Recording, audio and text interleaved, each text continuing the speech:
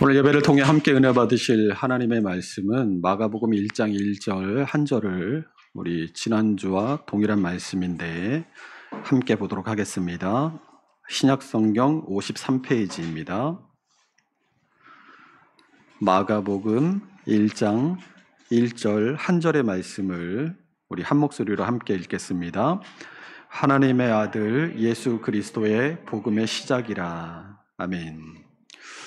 우리는 지난주에 오늘 본문과 같은 본문을 통해서 예수 그리스도께서 이 땅에서 살아가신 섬김과 봉사의 삶이 하나님의 아들로서의 자신을 포기함으로써 시작되었다라는 것을 함께 살펴보았습니다.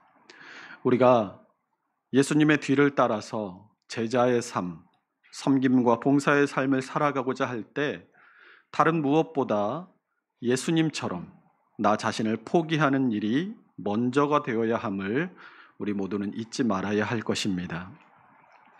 오늘은 같은 본문을 통해서 이 마가복음이 어떻게 시작되었는가, 마가는 왜 복음서를 쓰기로 마음먹었을까 하는 것을 함께 살펴보며 은혜를 나누도록 하겠습니다. 이 1세기 신앙 공동체였던 초대교회는 예수님께서 승천하신 이후에 함께 모여서 예수님의 가르치심을 나누며 신앙생활을 했습니다. 그러나 예루살렘에 큰 핍박이 일어나 교회가 흩어지는 일이 발생합니다. 우리 사도행전 8장 1절 함께 읽습니다. 사울은 그가 죽임당함을 마땅히 여기더라. 그날에 예루살렘에 있는 교회에 큰 박해가 있어 사도 외에는 다 유대와 사마리아 모든 땅으로 흩어지니라. 이 예루살렘에서 발생한 큰 핍박과 흩어짐으로 인해서 초대교회가 공동생활을 하며 생겨났던 결집력이 느슨해지게 됩니다.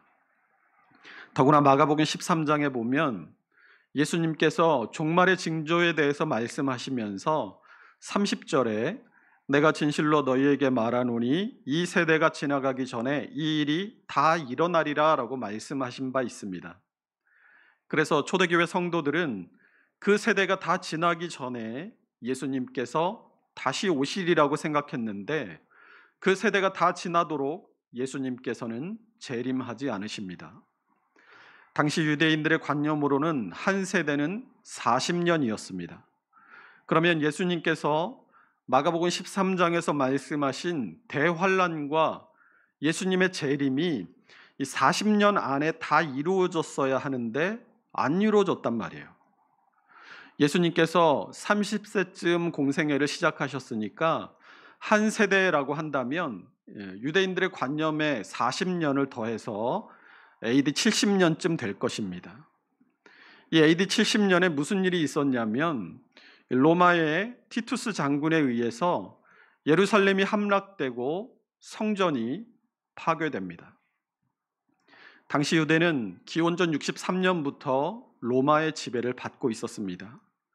근 100년이 넘도록 로마의 지배를 받으면서 피정복민으로서의 부당한 대우, 그리고 높아져만 가는 세금에 로마에 대한 반발은 커져만 갔습니다. 더구나 로마에 의해 유대의 왕으로 세워진 헤롯은 유대인이 아니었습니다. 헤롯은 이두메 사람이었는데 이것의 음역은 에돔입니다. 창세기 25장 30절에 야곱에게 이르되 내가 피곤하니 그 붉은 것을 내가 먹게 하라 한지라. 그러므로 에서의 별명은 에돔이더라. 이 창세기 25절 30절이 말하는 것처럼 에돔이란 야곱의 형이었던 에서가 세운 민족입니다. 이 에돔의 후손이 예수님 당시에는 이두메라고 불렸는데 헤롯은 유대인이 아닌 이두메 사람, 그러니까 지금으로 따지면 이 아랍인이 유대인의 왕으로 군림하고 있었던 것이죠. 유대인의 불만이 클 수밖에 없었을 것입니다. 이렇게 100년 넘게 로마에 의해 지배를 당하다가 열심당을 주축으로 해서 민족 봉기가 일어나게 되고 AD 66년부터 유대는 로마와 독립전쟁을 벌이게 됩니다. 그러다가 AD 70년에 전쟁이 로마에 의해서 진압되고 예루살렘 함락과 함께 성전이 완전히 파괴되고 유대인들은 그때부터 나라 없이 2000년을 떠돌게 되었습니다. 그런데 초대교회는 이 마가복음 13장에 예수님의 종말에 대한 예언을 이 세상이 끝나고 예수님이 재림하시는 날로만 생각했어요. 우리 마가복음 13장 1절에서 2절 함께 읽어보겠습니다.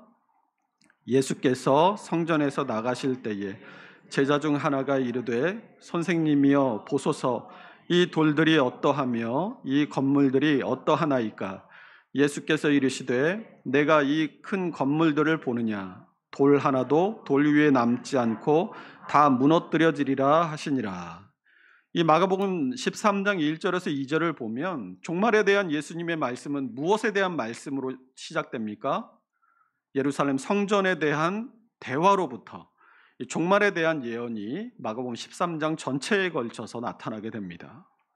그리고 마가복음 13장 3절과 4절에서도 예수께서 감람산에서 성전을 마주 대하여 앉으셨을 때에 베드로와 야고보와 요한과 안드레가 조용히 묻되 우리에게 이르소서 어느 때에 이런 일이 있겠사오며 이 모든 일이 이루어지려 할 때에 무슨 징조가 있사오리이까? 라고 대화가 이어집니다. 이 예수님의 예언은 AD 70년에 정확하게 이루어집니다. 돌 하나도 돌 위에 남지 않고 다 무너뜨려지리라는 예언까지도 로마 군에 의해 예루살렘 성전이 철저히 파괴됨으로써 완전히 성취되게 됩니다. 그러면 이 예수님의 종말에 대한 예언은 이미 예루살렘 함락과 예루살렘 성전의 파괴와 함께 이미 성취되었으니까 그러면 종말은 이제 끝이 난 건가요? 종말은 없을까요? 성경은 항상 모형을 통해서 실체를 드러냅니다. 구약의 모든 절기와 제사가 예수 그리스도의 희생의 모형이듯이 예루살렘 성전의 멸망은 전 세계적인 멸망의 모형인 것입니다.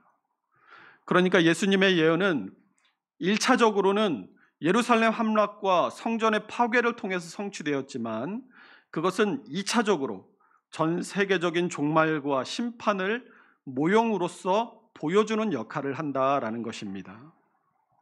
그런데 초대교회는 이 마가복음 13장의 예수님의 예언이 예루살렘의 함락과 성전의 파괴인 줄은 모르고 세상의 종말과 예수님의 재림만을 생각했어요. 그래서 예수님 곧 오신다. 빨리 복음을 전하자. 예수님 오시면 이 재산 이런 거 다 무슨 소용이 있냐? 다 가져다가 우리 나눠 쓰면서 예수님의 오심을 기다리자. 이렇게 했어요. 초대교회의 유무상통이 예수님의 재림 사상과 맞닿아 있었던 것이죠.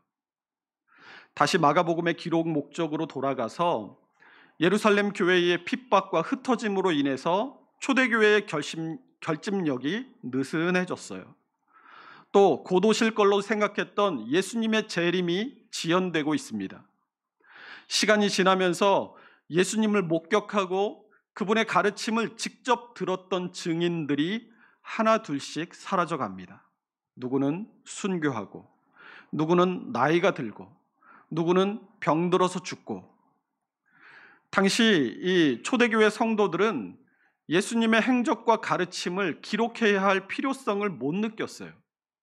예수님을 직접 보고 그분의 가르침을 직접 들은 예수님을 만난 사람들이 가는 곳마다 생생하게 넘쳐났고 또 그들의 입을 통해서 예수님의 행적과 가르침이 전해졌기 때문입니다. 그런데 그런 증인들의 숫자가 점점 줄어들고 또 점점 이 예루살렘을 벗어나서 퍼져나가는 복음의 확장성 때문에 예수님이 누구시고 무슨 일을 하셨고 어떤 말씀을 가르치셨는지를 직접 전하는 일들이 점점 어려워지게 된 것입니다. 사도 바울이 4차에 걸쳐 전도 여행을 했는데 1차 전도 여행은 범위가 좀 좁았어요. 그나마 그래서 갔다가 오면서 자신이 세운 교회들을 다시 되짚어가면서 교회들을 권면하면서 전도 여행을 성공적으로 할 수 있었습니다. 그러나 2차 그리고 3차 점점 더 이 소아시아의 경계를 넘어서 유럽에까지 그 범위가 넓어지고 돌아보아야 할 교회의 숫자들이 크게 늘어나게 되면서 한계에 부딪히게 됩니다. 그래서 사도 바울이 한 일이 두 가지였어요. 하나는 제자들을 자신이 선교한 개척한 교회에 파송하는 일이었습니다. 바울에게 복음을 듣고 배운 제자들을 중요한 거점이 되는 교회들에 파송해서 그 교회와 지역을 담당하게 했어요. 두 번째는 서신을 써서 보내는 일이었습니다. 이 바울의 서신은 특정한 한 교회를 향해서 쓴 서신들도 있었지만 한 교회뿐만 아니라 그 지역의 교회들이 돌려가면서 읽을 수 있도록 회람 형식으로 쓴 서신들도 있습니다. 이런 이유들로 이 예수님의 생애와 사역 그리고 그분의 가르침에 대해서 기록을 남기고 그리고 전해야 할 필요가 생겨나게 되었습니다. 그런데 마가는 12제자도 아니었어요. 그런 그가 왜 복음서를 기록하게 되었을까요? 우선 이 복음서들은 예수님의 생애와 사역 그리고 그분의 가르침이라는 공통된 내용을 다루지만 모두 기록 목적이 다르다라고 했습니다. 마태는 왕으로 오신 예수님을 유대인에게 증거하기 위해서 복음서를 썼어요. 누가는 이 땅에 힘없고 연약한 사람들에게 예수님께서 완전한 인간이심을 소개합니다. 그리고 요한은 예수님이 하나님, 바로 그분이심을 알려주기 위해 복음서를 기록했습니다. 이렇게 복음서 저자들마다 각자 예수님의 생애와 사역 그리고 그분의 가르침을 전하고자 하는 목적이 달랐는데 마가는 하나님의 아들이신 예수님이 낮아지심, 그러니까 예수 그리스도의 섬김을 전하고자 복음서를 기록한 것입니다. 우리는 이 마가복음을 기록한 마가가 누구인지를 알아야 합니다. 그래야 이 마가복음의 기록 목적에 정확하게 가서 닿을 수 있기 때문이에요. 우선 성경에 마가가 처음으로 등장하는 곳은 마가복음 14장입니다. 마가복음 14장은 예수님께서 잡히시던 밤을 그리고 있는데 마가복음 14장 51절 52절 함께 읽어봅니다. 한 청년이 벗은 몸에 배 혼이불을 두르고 예수를 따라가다가 무리에게 잡힘에 배 혼이불을 버리고 벗은 몸으로 도망하니라. 많은 학자들이 이 벌거벗은 몸으로 도망간 청년을 마가로 추측을 하는데 그 이유는 첫 번째로 이 벌거벗은 몸으로 도망간 청년의 이야기가 사복음서 가운데 오직 마가복음 바로 여기 한 곳에만 등장한다는 겁니다. 그러니까 마가가 자신의 복음서를 기록하면서 오직 자신만 알고 있던 일을 고백적으로 이 복음서에 기록했을 것이다 라고 추측을 하는 거죠. 또 두 번째는 그가 버리고 도망갔던 이 배 혼이불을 신돈이라고 번역을 해놓았는데 이 신돈은 우리말 성경에는 세마포라고 번역을 했습니다. 그래서 결이 아주 고운 면사 혹은 비단천을 말할 때 이 세마포라고 합니다.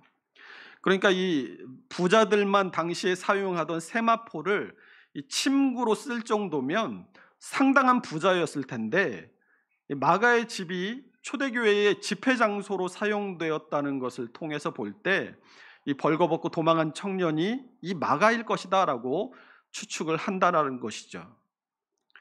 이 청년이 본문에 보면 잡히신 예수님을 따라가다가 무리들에게 잡힙니다. 그러자 이 두르고 있던 혼이불을 버리고 도망을 가는데 이 구전에 의하면 그때 그 무리들의 칼날이 그의 손을 내리친 것 같습니다. 왜냐하면 이 초대교회 구전에서 마가를 잘린 손이라고 불렀다는 내용이 있기 때문입니다. 다만 이 벌거벗은 청년이 마가라고 정확하게 단정할 수 있는 증거는 없기 때문에 여러 정황들을 통한 추측이다라는 것을 염두에 두어야 합니다. 성경에 다시 등장한 마가는 사도행전 13장 5절에 나타납니다. 우리 사도행전 13장 4절과 5절을 함께 읽습니다. 두 사람이 성령의 보내심을 받아 실루기아에 내려 거기서 배 타고 구브로에 가서 살라미에 이르러 하나님의 말씀을 유대인의 여러 회당에서 전할세 요한을 수행원으로 두었더라. 이 안디옥 교회가 바나바와 사울을 선교사로 파송하기로 결정했을 때 두 사람의 전도 여행에 요한을 수행원으로 두었다라고 합니다.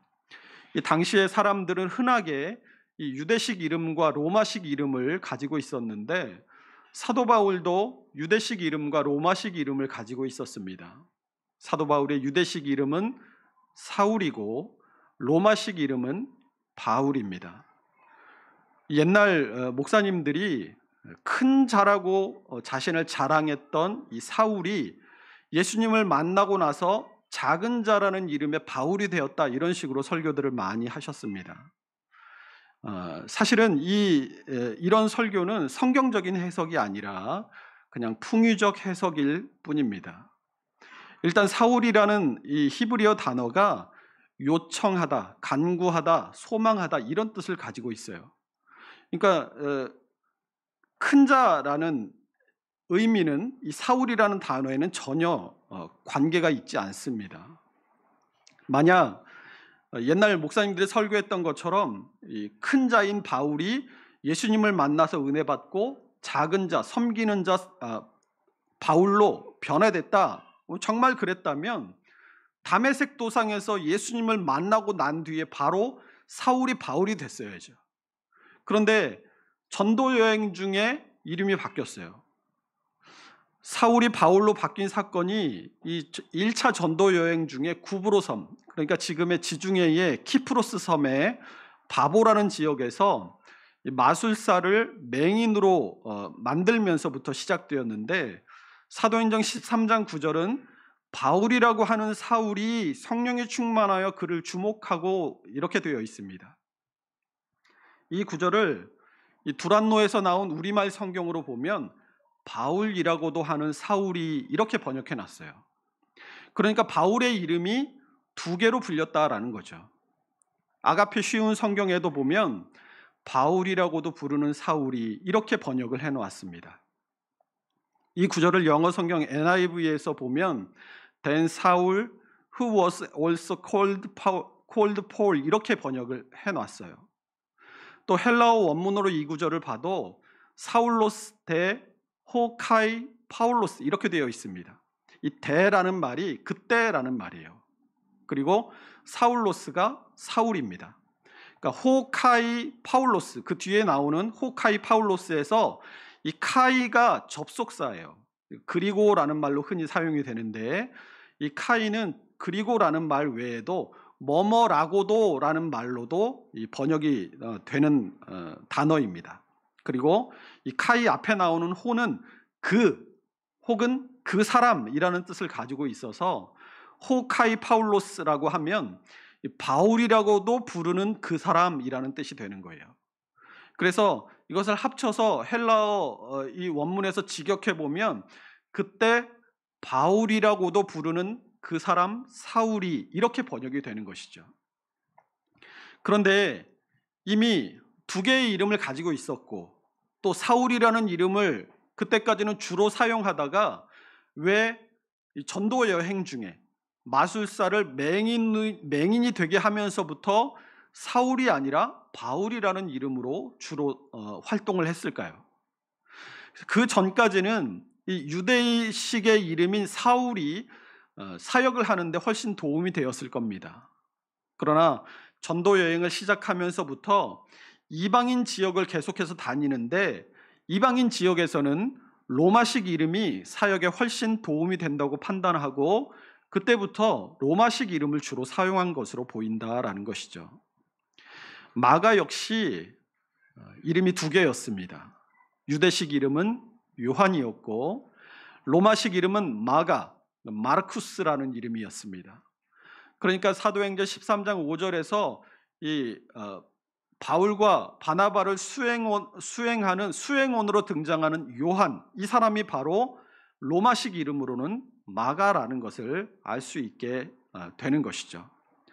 그런데 이 1차 전도 여행에서 바울과 바나바를 수행하던 이 마가가 갑자기 집으로 돌아가 버리는 일이 생깁니다. 우리 사도행전 13장 13절을 함께 읽습니다. 바울과 및 동행하는 사람들이 바보에서 배 타고 밤빌리아에 있는 버가에 이르니 요한은 그들에게서 떠나 예루살렘으로 돌아가고, 이 마가가 전도팀을 떠나서 돌아가 버리고 나서 이 전도팀이 비시디아 안디옥으로 올라갑니다. 14절입니다. 그들은 버가에서 더 나아가 비시디아 안디옥에 이르러 안식일에 회당에 들어가 앉으니라.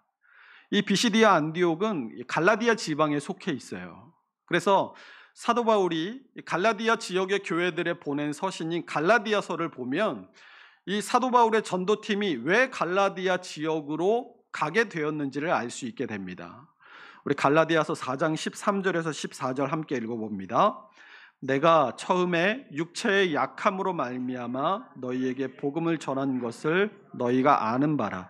너희를 시험하는 것이 내 육체에 있으되 이것을 너희가 업신여기지도 아니하며 버리지도 아니하고 오직 나를 하나님의 천사와 같이 또는 예수 그리스도와 같이 영접하였도다. 여기서 이 사도 바울이 처음에 내가 육체의 약함 때문에 너희에게 복음을 전했다라고 말합니다. 그러니까 사도 바울이 이 육체의 약함 때문에 갈라디아 지방으로 갔다라는 건데, 많은 학자들이 이 사도 바울이 여기서 말하고 있는 이 육체의 약함이 뭐냐, 그것은 아마도 말라리아가 아니었을까라고 추측을 합니다. 이 버가라는 해안 도시에서 마가가 돌아가 버리고 이 전도팀이 갈라디아 지역으로 올라갔는데, 이 버가가 낮은 해안지대였잖아요. 이 밤빌리아 지역이 해안지대에 늪지가 많았기 때문에 이 늪지의 창고라는 모기 때문에 이 버가에서 사도 바울이 말라리아에 걸렸을 것이다 라고 추측을 합니다. 이 당시에 약이나 의술이 제대로 발달하지 못했기 때문에 말라리아에 걸리면 자연적으로 치유되기를 기다리면서 요양하는 수밖에 없었어요. 그러나 전도 여행은 사도 바울이 낫기까지 언제까지 기다리고만 있을 수는 없었습니다. 그래서 상대적으로 해안을 따라가다 보면 계속해서 습하고 또 모기나 해충들이 많은 지역을 갈 수밖에 없기 때문에 해안 지역으로 올라가지 않고 산맥을 넘어서 고원지대, 아나톨리아 고원 지역에 있는 갈라디아 땅에 이 비시디아 안디옥이라는 성으로 올라갔을 것이다, 이렇게 추측을 합니다. 그런데 이 비시디아 안디옥으로 가기 위해서는 거대한 타우로스 산맥을 넘어가야 했어요. 이 타우로스 산맥은 해발 3,000m가 넘습니다. 설악산이 몇 미터예요? 설악산이 1,703m예요.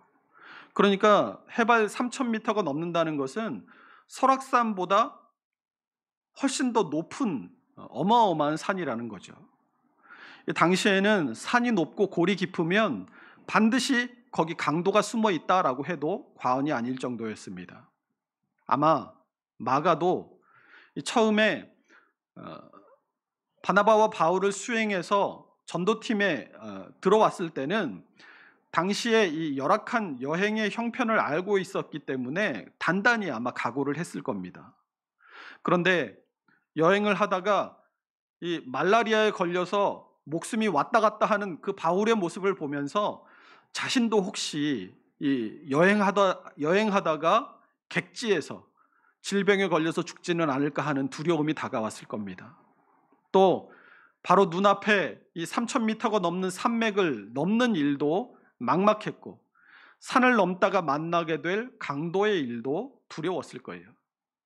막연한 두려움을 이 단단한 각오로 내가 그래도 이 전도여행을 한번 하고 와야지 하는 이 단단한 각오로 이 막연한 두려움을 이렇게 틀어 막아놨는데, 이 두려움이 현실이 된 거예요. 사도 바울이 말라리아에 걸려서 죽을 똥살똥하고 있고, 강도가 출현하는 산을 넘어야 되고, 이 두려움이 실제로 눈앞에 다가오니까 그 눈앞의 현실을 바라보고 전도팀을 이탈해서 자기 집으로 도망갔던 겁니다. 다시 성경에 나타난 마가는 이번에는 분쟁거리로 나타납니다. 우리 사도행전 15장 36절 41절 함께 읽습니다. 며칠 후에 바울이 바나바더로 말하되 우리가 주의 말씀을 전한 각 성으로 다시 가서 형제들이 어떠한가 방문하고자 하고 바나바는 마가라 하는 요한도 데리고 가고자 하나 바울은 밤빌리아에서 자기들을 떠나 함께 일하러 가지 아니한 자를 데리고 가는 것이 옳지 않다 하여 서로 심히 다투어 피차 갈라서니 바나바는 마가를 데리고 배 타고 구브로로 가고 바울은 신라를 택한 후에 형제들에게 주의 은혜에 부탁함을 받고 떠나 수리아와 길리기아로 다니며 교회들을 견고하게 하니라. 이 바울과 바나바는 그냥 동역자가 아니었어요. 사도 바울이 다메섹 도상에서 회심하고 난 뒤에 예루살렘에 가서 사도들을 만나고 싶어 했는데 그 당시까지 바울이 교회를 잔해하던 사람인 것을 알고 있던 사도들이 무서워서 그를 만나려고 하지 않습니다. 그때 바나바가 이 바울을 데리고 사도들을 만나도록 중간 역할을 해줍니다. 그 후에도 이 사도 바울이 고향인 다소로 돌아가서 혼자 칩거하고 있을 때 안디옥 교회의 초빙을 받았던 이 바나바가 바울을 찾아가서 이 바울을 안디옥 교회로 데리고 갑니다. 우리 사도행전 11장 23절에서 26절 함께 읽습니다. 예루살렘 교회가 이 사람들의 소문을 듣고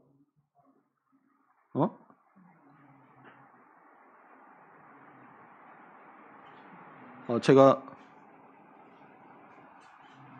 잘못 써놨나 봐요. 제가 읽어드릴게요.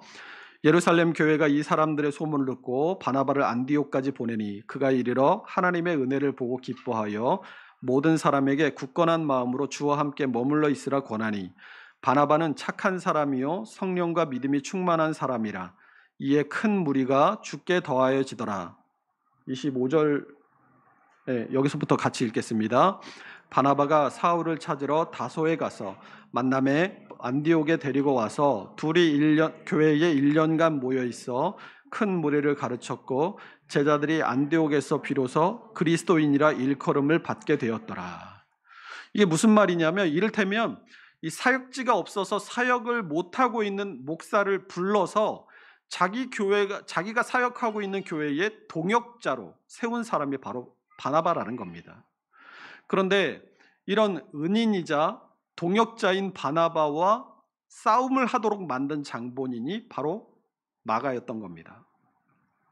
그 후로 더 이상 사도행전에서 나타나지 않던 마가가 사도 바울의 서신서에 다시 등장하는데 근 10년 만의 일이었습니다. 우리 골로새서 4장 10절에서 11절 함께 읽습니다. 나와 함께 갇힌 아리스다고와 바나바의 생질 마가와 이 마가에 대하여 너희가 명을 받았음에 그가 이르거든 영접하라.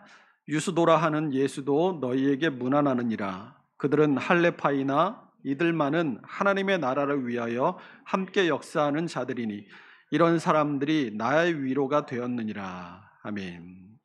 이 바나바와 다투고 갈라서게 만들었던 마가를 지금 사도 바울이 뭐라고 얘기하고 있어요? 나의 위로라고 말하고 있습니다.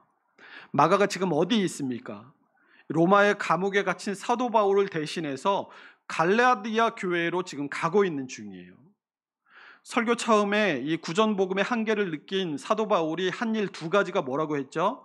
하나는 제자들을 교회에 파송하는 일이고 다른 하나는 서신을 써서 보내는 일이라고 했죠.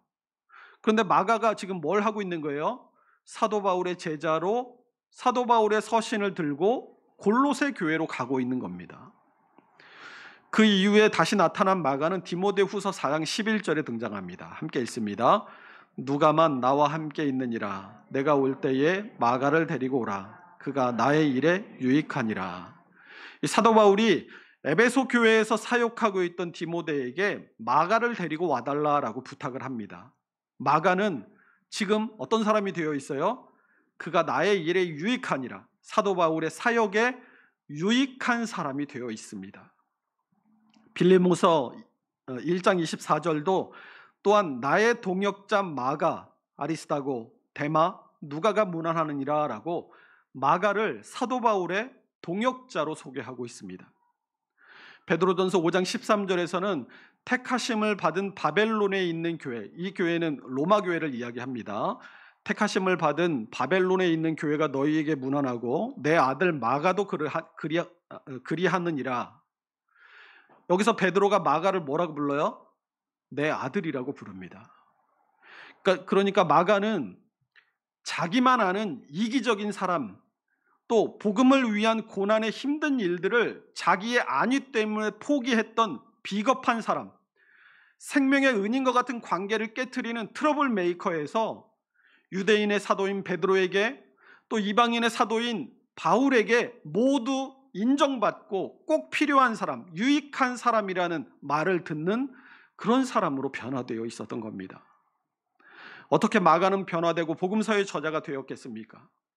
마가가 마가복음 1장 1절에서 하나님의 아들 예수 그리스도의 복음의 시작이라고 할 때 이 복음을 유앙겔리온이라고 합니다. 이 유앙겔리온은 마라톤의 유래와 관련이 있어요.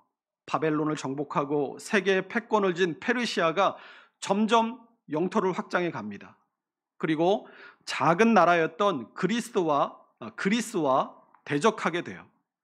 그리스의 입장에서는 도저히 이길 승산이 없는 전쟁이었지만 죽기로 각오하고 이 페르시아와의 전쟁에 임합니다.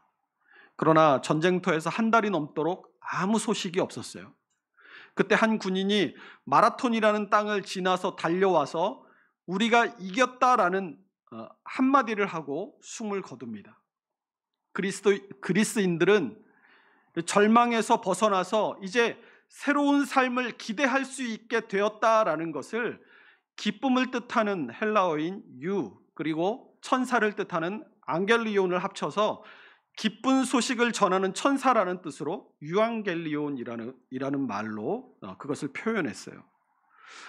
그 이후에 이 유앙겔리온은 황제와 관련된 모든 좋은 소식을 뜻할 때 유앙겔리온이라고 외쳤습니다. 황제의 출생, 황제의 결혼, 황제의 승리, 황제의 영광을 가리킬 때 전령이 마을에 들어서면서 유앙겔리온이다 라고 소리치면서 사람들을 모으고 그 황제의 소식을 전했습니다. 그런데 마가는 이 단어를 자신의 복음서에서 차용했어요. 하나님의 아들이신 예수 그리스도께서 자신을 버리시고 이 땅에 오신 것이 유앙겔리온, 절망에서 벗어나 새로운 삶을 기대할 수 있게 하는 기쁜 소식의 시작이다라고 이 단어를 차용해서 설명하고 있는 겁니다. 마가복음 1장 1절이 복음의 시작이다라고 할 때 시작을 아르케르라고 하는데 태초에 하나님이 천지를 창조하시니라라는 창세기 1장 1절의 이 태초라는 말과 관련이 있는 단어입니다. 이 아르케르의 뜻은 처음, 시초, 근본 혹은 본질 이런 뜻을 가지고 있어요. 그러니까 마가복음 1장 1절에서 마가가 하나님의 아들 예수 그리스도 예수의 복음의 시작이다. 복음의 시작, 복음의 본질이 뭐냐? 바로 하나님의 아들이신 예수 그리스도께서 자신을 포기하시고 이 땅에 오신 것이 유앙겔리온, 복음의 시작이자 본질이다라고 말하고 있는 것입니다. 마가는 한 번 주님을 버리고 도망하고 또 한 번 복음의 고난을 외면한 채 도망한 두 번의 흑역사를 가지고 있는 사람입니다. 그러나 그럼에도 불구하고 주님은 그를 다시 불러 고치시고 주님의 선한 도구로 사용하셨습니다. 마가에게 복음, 마가에게 있어서 유앙겔리온은 무엇이겠습니까? 자신이 고쳤을 수 없는 연약하고 죄 많은 인간임에도 주님께서 그를 귀하게 여기셔서 그를 다시 불러 주의 일을 하게 하신 것, 그것이 마가에게는 절망에서 벗어나 새로운 삶을 기대하게 할 수 있는 기쁨의 좋은 소식인 유앙겔리온인 것입니다. 그러면 생각해 보십시오. 지금 우리 각자에게 복음은 무엇입니까? 우리 각자에게 유앙겔리온, 절망에서 벗어나서 새로운 삶을 기대하게 할 수 있는 기쁨의 좋은 소식은 여러분에게 무엇이냐라는 겁니다. 돈이면 되겠습니까? 아니면 원하던 학교나 좋은 직장에 취직하면 새로운 삶을 기대할 수 있는 기쁨의 좋은 소식이 되겠습니까? 아니면 집을 사면 그것이 여러분에게 유앙겔리온이겠습니까? 미래는 과거와 연결되어 있습니다. 과거와 단절된 미래는 있을 수 없습니다. 그러면 우리 각자 자신이 살아온 나의 삶의 발자취를 한번 돌아보십시오. 구원받을 만해서 구원받으신 분이 혹시 있으십니까? 제가 단언하건대 저를 포함한 우리 가운데 그 어떤 누구라 할지라도 구원받을 만해서 구원받은 사람은 단 한 사람도 없습니다. 구원받을 자격이 없음에도 구원받았다라는 사실, 이것이 마가가 복음서를 기록한 이유이자 우리가 주님의 제자로 주님의 발자취를 따라 섬김과 봉사의 삶을 살아가야 하는 이유가 되는 것입니다.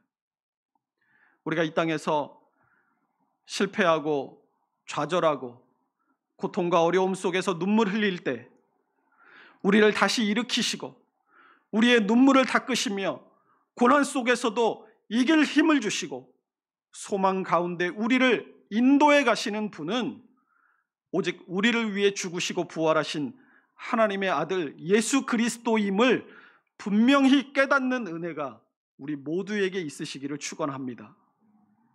우리가 절망에서 벗어나 새로운 삶을 기대할 수 있게 하는 기쁨의 좋은 소식은 오직 예수 그리스도께로부터 온다는 사실을 잊지 말아야 한다는 겁니다.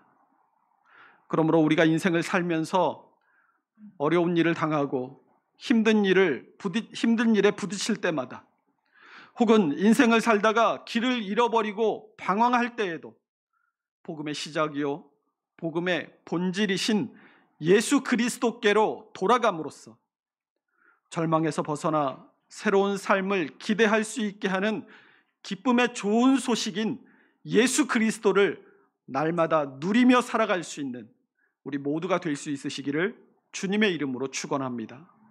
기도하겠습니다.